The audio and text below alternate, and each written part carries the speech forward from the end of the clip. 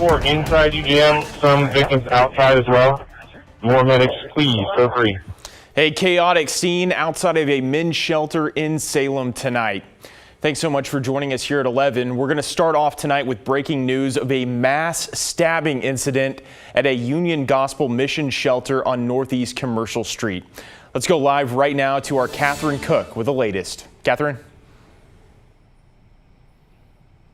John, police tell us the suspect is in custody tonight and all 11 stabbing victims are in the hospital. They tell us with varying injuries. They have not released any specific information on their conditions. Right behind us, you can see detectives are still hard at work as this is the very beginning of their investigation. This happened around 7:15 tonight. Police responded to reports of multiple people having been stabbed here at the Union Gospel Mission Salem Men's Mission. That's on Commercial Street Northeast. Again, police arrested the suspect whose name has not been released. And all 11 victims were transported to Salem Health. Police have not released specific information on their conditions. That includes whether or not there were any fatalities at this point. They're also not releasing any information on how this all started or whether or not the suspect had been staying here at the shelter. Back live here in Salem again, very little information to go on right now, but we can certainly tell you that 11 people were stabbed at this mission. And again, police say one person is in custody. Detectives behind us hard at work tonight gathering evidence, doing interviews, really just trying to get to the bottom of how this started. John, back to you. Catherine, thank you so much for your reporting tonight. You can see it's still a very active scene behind you there. We continue to follow the latest developments in Boulder, Colorado, where the FBI is investigating what it's calling a targeted terror attack. I saw like this big fire go up, and it looked like a lot of the front area of the courthouse, like the grass, I think it's like cement too right there, was on fire. Authorities say a man using a makeshift flamethrower attacked a group of demonstrators who were calling for the release of Israeli hostages in Gaza. 6 people were injured, one of them seriously. They say the man shouted "Free Palestine" during the attack. Authorities were able to bring the man, identified as 45-year-old Mohammed Solomon, into custody. Police have closed off blocks around Boulder's downtown courthouse tonight as they continue to search for devices. You know, Boulder is not immune to tragedy, sadly, and I know a lot of people are scared right now. A lot of people are upset and questioning how this happened and why. All I know is Boulder has recovered before from acts of violence, and we will again. Back in our region, the president of the Jewish Federation of Greater Portland released a statement on the attack, saying the group remains unwavering in our commitment to confront violence and hatred against the Jewish community. Well, June 4th will mark 15 years since then 7-year-old Kyron Horman disappeared from a Southwest Portland school. Tonight, members of Kyron's family and the community came together to share stories and memories of him. Those in attendance also had a chance to watch videos of Kyron and listen to some of his favorite songs. Kyron's mother, Desiree Young, says the community's support has been critical for her to make it through the hardest days since her son's disappearance. Young told us she's still holding out hope that Kyron will one day be found. No matter how long a child goes missing, all of us parents are hoping, and we hold out. That's why we wear the buttons. That's why we do the candlelight vigils. That's why we talk about him and raise awareness and share the story, is so that we can keep that hope alive. While no one has been charged in connection with Kyron's disappearance, his stepmother, Terry Horman, was a focus of the investigation for a period of time. She dropped the second grader off at school the day he disappeared. For all of our coverage on Kyron Horman and for the latest updates on the Salem stabbing and attack in Colorado, visit our website, KGW.com, and download our free KGW News app. All right, we're going to turn now to weather, and we're taking a live look out over Portland. It was a wonderful day, and it's turned into a beautiful evening in the area, as the 1st of June definitely didn't disappoint. Meteorologist Joe Ranieri is along with us tonight. Joe, how are things looking for June 2nd on Monday? Pretty nice. The June 1st didn't disappoint. Neither will 2nd, the 3rd, 4th, 5th. Basically all week, John, we're going to be looking at some spectacular conditions.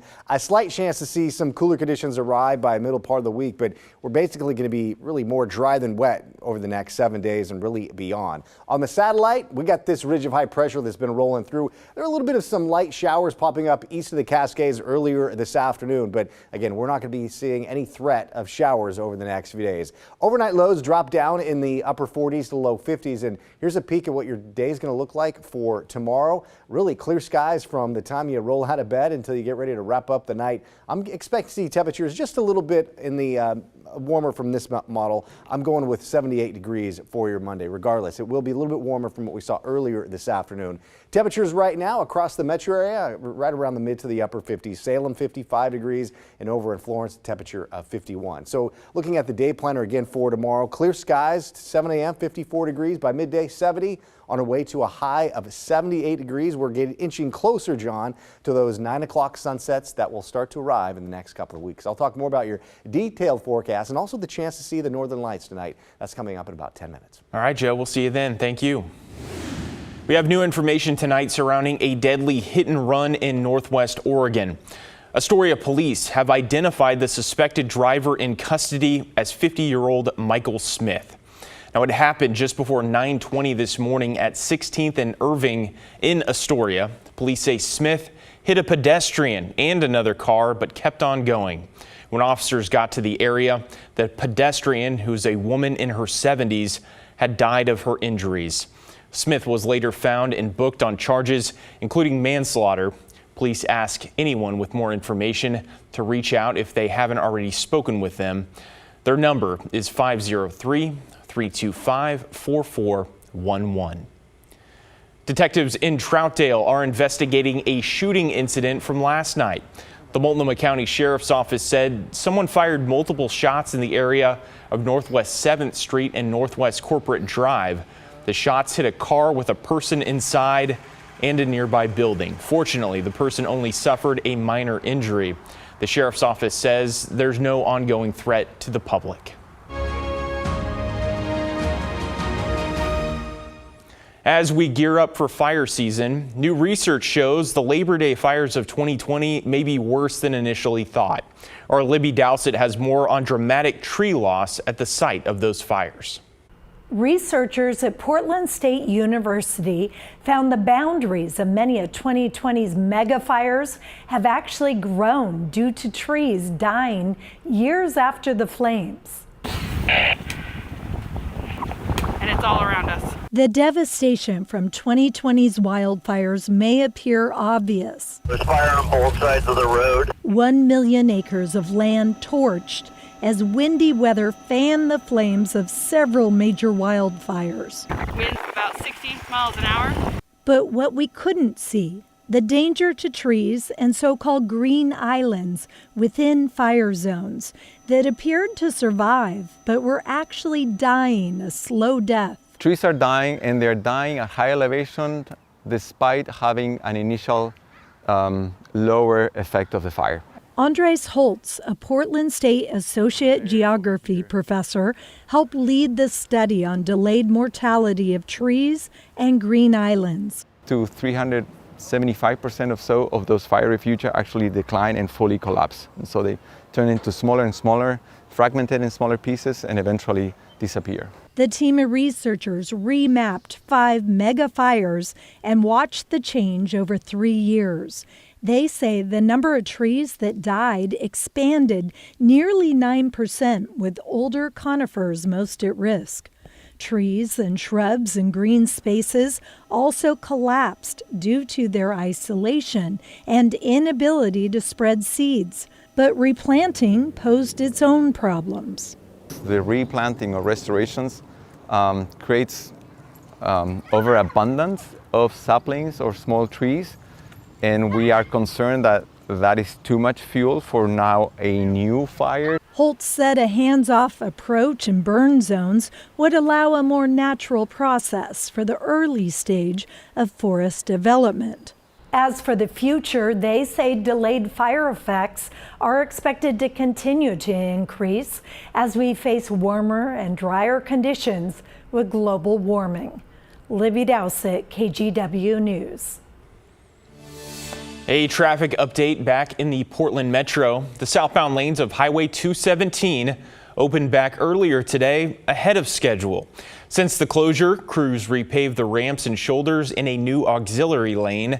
This was the first of 5 scheduled closures over the next several weekends. And some sad news for one of the longest running gay bars in Portland. CC Slaughters announced today it plans to shut down on August 3rd. It appears to be a permanent closure after the establishment briefly closed its doors during the pandemic. In a social media post, the bar acknowledged its role as a safe space for queer nightlife for more than 44 years. The business says it's looking forward to saying goodbye in a big way.